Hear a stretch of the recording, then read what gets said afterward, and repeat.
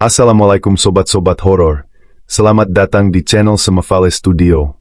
Malam ini, saya akan membawakan sebuah kisah nyata yang penuh misteri dan aura mistis dari jantung Pulau Jawa. Kisah tentang arwah penari di Candi Prambanan, legenda yang terbangun lagi.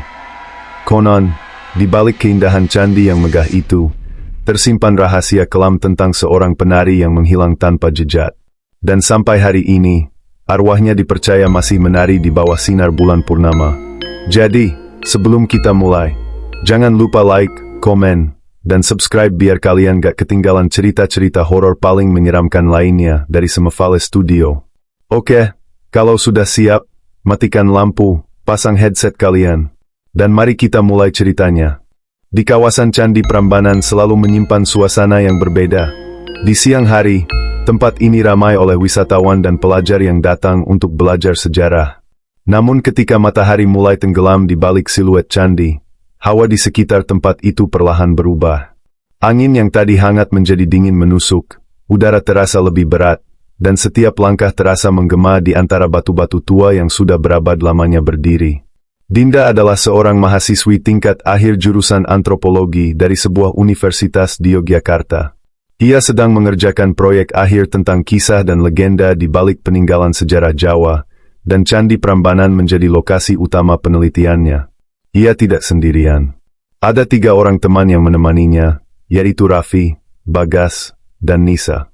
Mereka berempat sepakat untuk mengambil gambar suasana malam di area candi agar dokumenter mereka terasa lebih hidup. Awalnya, rencana itu berjalan lancar. Mereka datang sore hari, melakukan wawancara dengan pemandu wisata dan warga sekitar, lalu menunggu matahari terbenam. Namun setelah maghrib lewat, satu persatu petugas meninggalkan area candi. Hanya lampu taman yang masih menyala, menciptakan cahaya kekuningan di antara patung dan relief batu. Sekitar pukul 11 malam, Dinda dan timnya memutuskan untuk mengambil beberapa gambar tambahan di sisi belakang Candi Siwa. Di sanalah, sesuatu yang aneh mulai terjadi. Nisa yang sedang memegang mikrofon arah, tiba-tiba berhenti dan menatap lurus ke depan. Suaranya bergetar saat memanggil nama Dinda. "Din, kamu lihat itu? Ada orang menari di sana," ucapnya pelan. Dinda menoleh ke arah yang ditunjuk. Di antara bayangan candi, tampak sosok wanita mengenakan kain panjang keemasan, menari perlahan dengan gerakan yang begitu lembut dan anggun. Tidak ada musik yang terdengar, tapi setiap gerakannya seolah mengikuti irama yang hanya bisa ia dengar sendiri. Sosok itu menunduk, lalu berputar, melangkah maju dengan gerakan yang sangat halus. Raffi berusaha menenangkan suasana. "Mungkin penari tradisional, Din. Mungkin ada latihan acara besok pagi." Namun anehnya, saat mereka memperhatikan sekeliling, tidak ada satupun orang lain di sana. Area itu benar-benar sepi. Bagas, yang memegang kamera utama, langsung mengarahkan lensanya ke arah penari tersebut. Tapi begitu tombol rekam ditekan, cahaya dari kamera mendadak mati. Lampu indikator padam begitu saja. Bagas memukul ringan bagian belakang kamera sambil bergumam kesal. Ketika akhirnya kamera kembali menyala, sosok penari itu sudah tidak ada. Mereka berempat saling berpandangan. Tidak ada yang berani bicara selama beberapa detik. Lalu Dinda berkata lirih, "Kita cukupkan dulu untuk malam ini. Besok kita lanjut lagi pagi-pagi." Perjalanan kembali ke penginapan terasa jauh lebih lama dari biasanya. Angin malam terasa lebih dingin, dan suara serangga seperti lenyap tertelan gelap. Setibanya di penginapan, Dinda mencoba memutar hasil rekaman. Namun pada bagian di mana penari tadi muncul, tidak ada apapun. Hanya bayangan candi yang tampak bergerak seperti ada sesuatu melintas di belakangnya. Bagas bersumpah bahwa ia melihat jelas sosok itu. Nisa juga mengaku sempat mencium bau melati yang sangat kuat sesaat sebelum penari itu menghilang. Mereka semua bingung, tapi mencoba berpikir logis. Raffi akhirnya berkata, "Kita semua capek, mungkin cuma halusinasi. Besok pagi kita lihat lagi area itu dalam kondisi terang." Namun malam itu, Dinda tidak bisa tidur. Dalam pikirannya, gerakan penari tadi terus terulang. Lembut, tapi terasa mengundang. Ada bagian dalam dirinya yang merasa bahwa sosok itu bukan hal biasa. Ia sempat membaca cerita lama tentang Prambanan, tentang legenda Roro Jonggrang, dan bagaimana kutukan cinta serta amarah bisa bertahan ratusan tahun lamanya.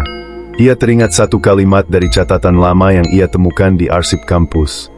Mereka yang menari di bawah cahaya bulan Prambanan, menari bukan untuk manusia, tapi untuk jiwa yang belum selesai. Sekitar pukul 2 dini hari, Dinda mendengar suara langkah kaki di depan kamar. Ia mengintip dari jendela kecil, tapi tidak melihat siapapun. Hanya cahaya remang dari jalanan kecil di depan penginapan. Lalu terdengar suara lirih seperti kain yang diseret di lantai. Pelan, tapi jelas. Ia menahan napas. Bau melati tiba-tiba memenuhi kamar. Jantungnya berdetak keras. Dinda memberanikan diri membuka pintu kamar, tapi tidak ada siapapun di luar. Hanya daun-daun kering yang berterbangan tertiup angin malam. Saat ia hendak menutup pintu, pandangannya tertumbuk pada sesuatu di lantai. Sehelai selendang putih tipis, basah seperti habis terkena embun. Dinda tidak tahu harus berbuat apa. Ia menaruh selendang itu di meja, lalu menatapnya lama. Ada pola kecil di ujung kain, seperti bentuk bunga yang disulam tangan. Namun anehnya, ketika ia menyalakan lampu lebih terang, pola itu tampak seperti wajah wanita yang sedang tersenyum samar. Malam itu ia berdoa pelan, memohon perlindungan kepada Allah, lalu mencoba tidur. Tapi di sela-sela tidurnya, Dinda bermimpi. Dalam mimpinya, ia berdiri di halaman Candi Prambanan yang diselimuti kabut. Di depannya, penari itu menatapnya tanpa ekspresi, lalu melambaikan tangan seolah mengajaknya ikut menari.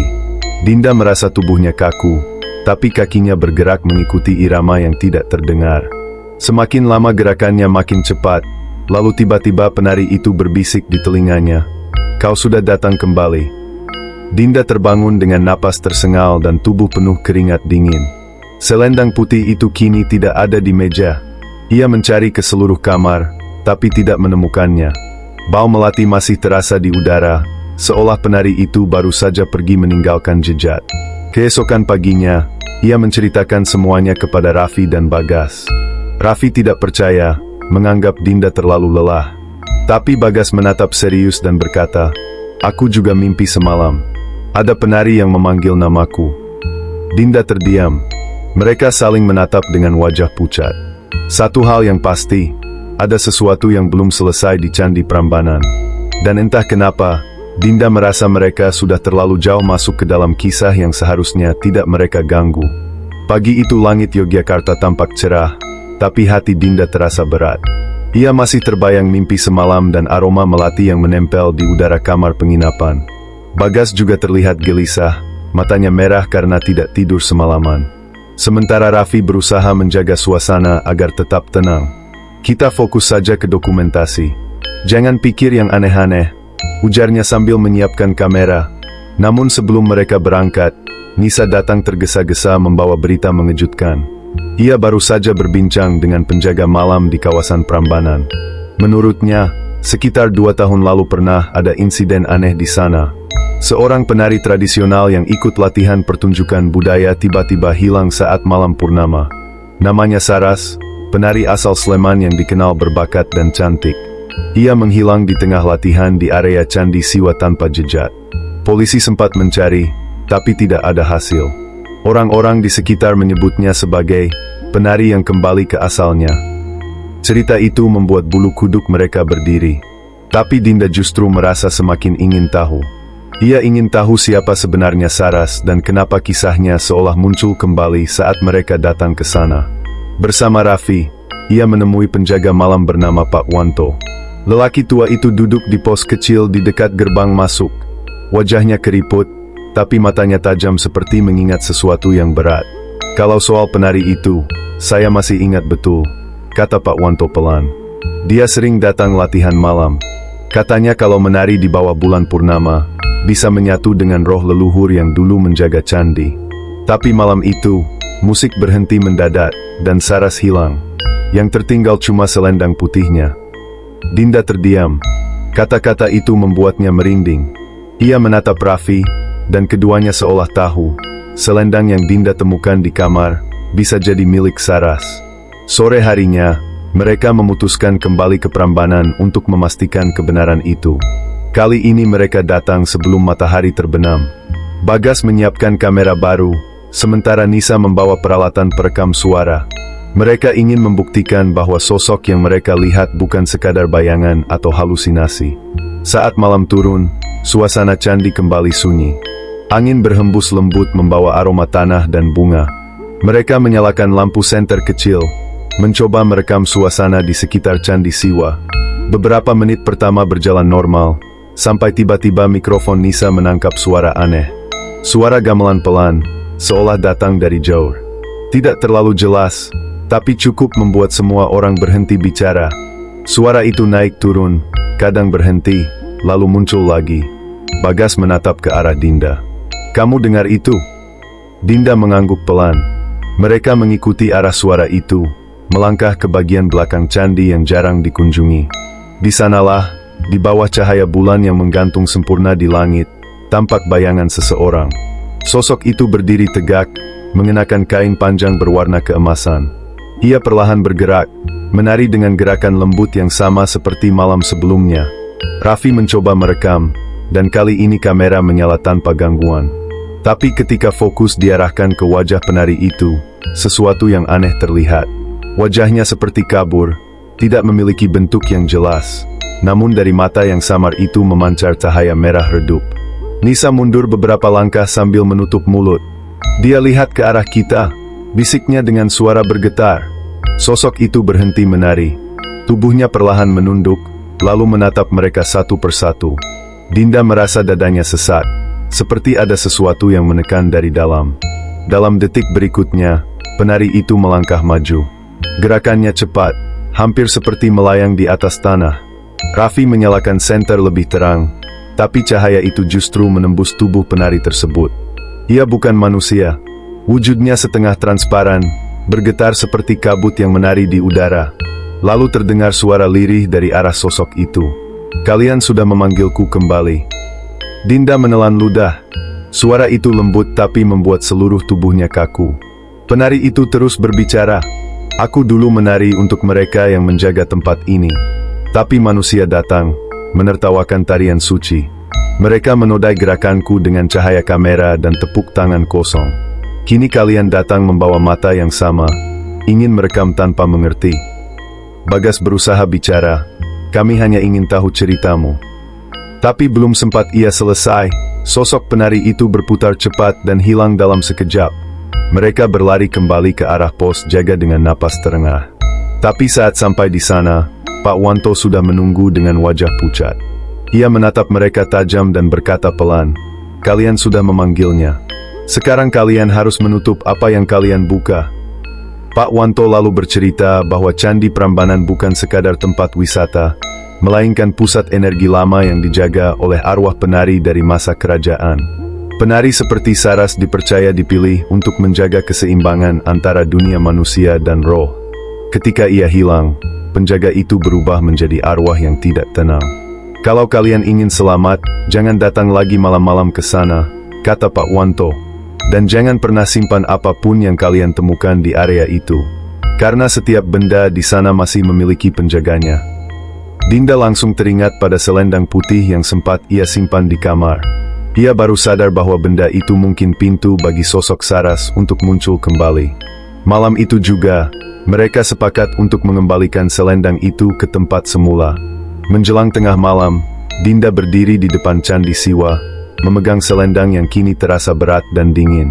Ia menaruhnya di atas batu altar, menunduk, lalu berbisik pelan, "Maafkan kami tidak tahu." Angin berhembus kencang.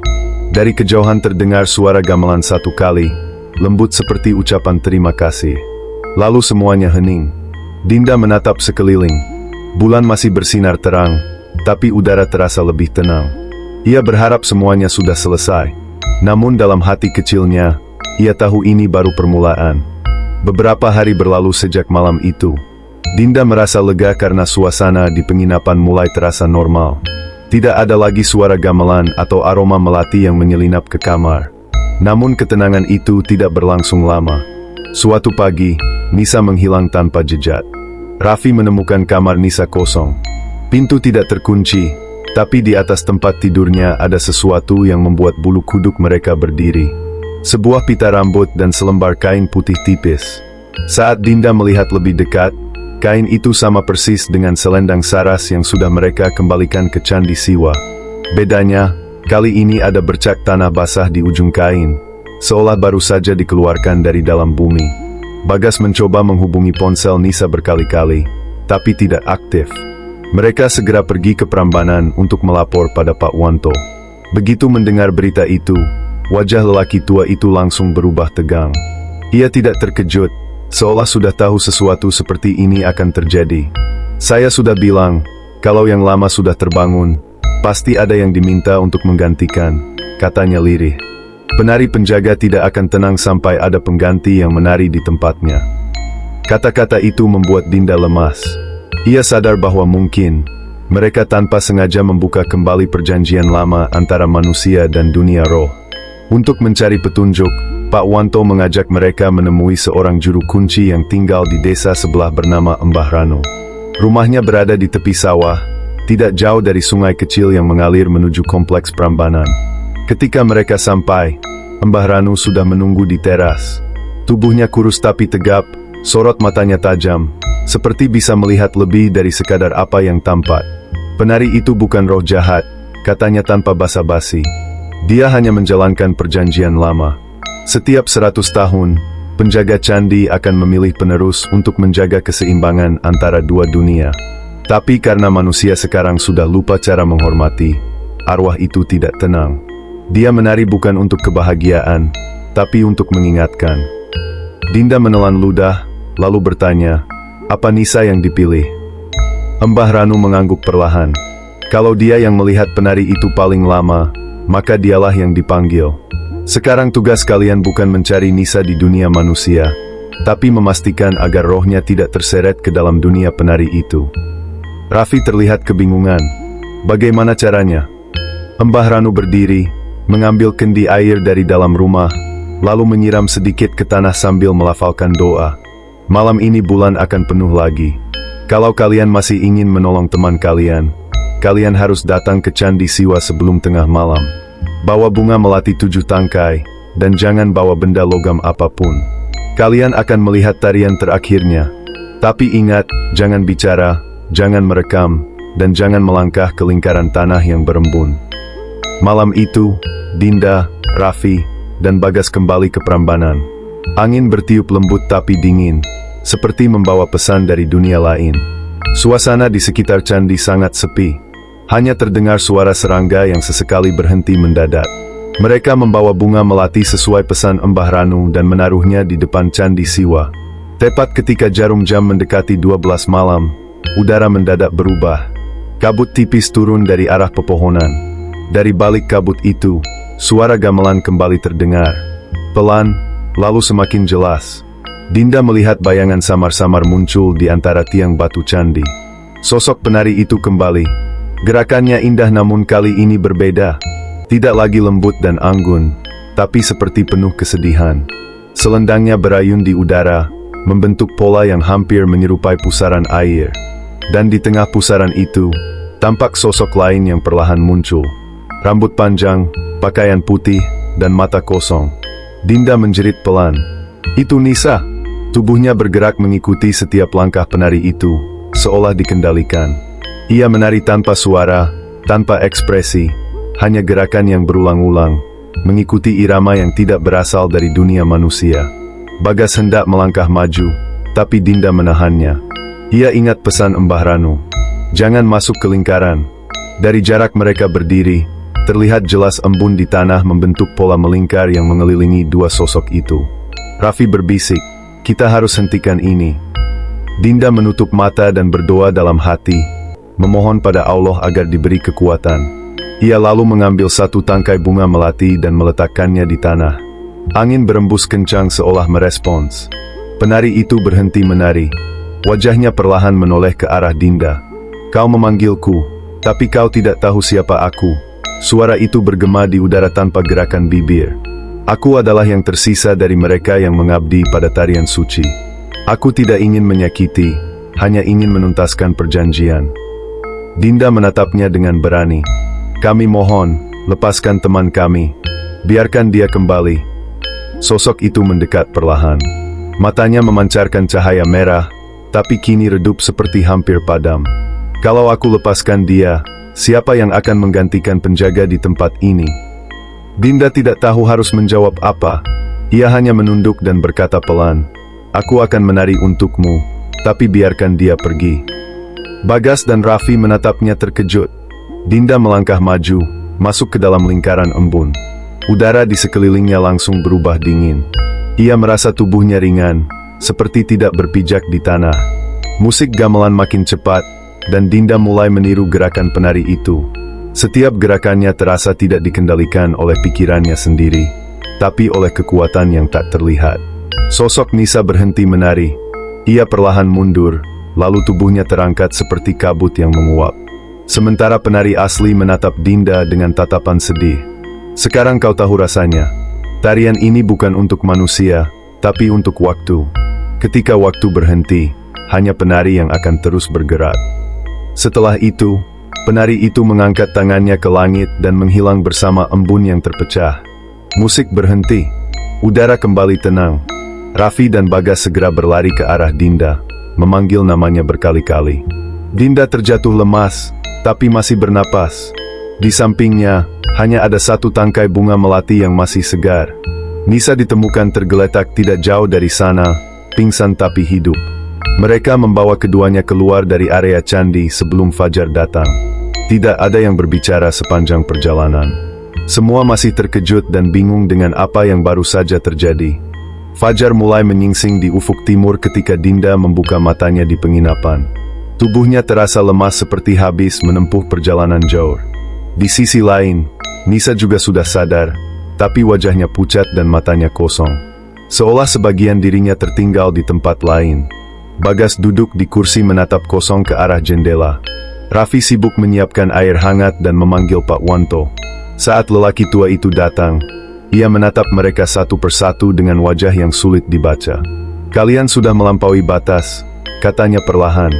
"Tapi syukurlah kalian kembali. Tidak banyak yang bisa lolos setelah melihat penari itu." Dinda menatap Pak Wanto, suaranya serak. "Apa benar semuanya sudah selesai, Pak?" Pak Wanto tidak langsung menjawab. Ia berjalan ke arah pintu, menatap keluar, ke arah candi Prambanan yang samar terlihat dari kejauhan. "Selesai tidaknya tergantung pada apa yang kalian bawa pulang dari sana," katanya datar. "Kalau arwah itu sudah tenang, maka dia akan kembali tidur 100 tahun lagi. Tapi kalau tidak, kalian mungkin akan terus mendengar gamelan itu setiap malam bulan purnama." Mendengar itu, dada Dinda terasa sesak. Ia menunduk, mencoba mengingat setiap gerakan yang ia lakukan malam tadi. Gerakan yang seolah bukan miliknya, tapi terasa sangat familiar di tubuhnya. Beberapa hari setelah kejadian itu, mereka semua memutuskan untuk kembali ke kota.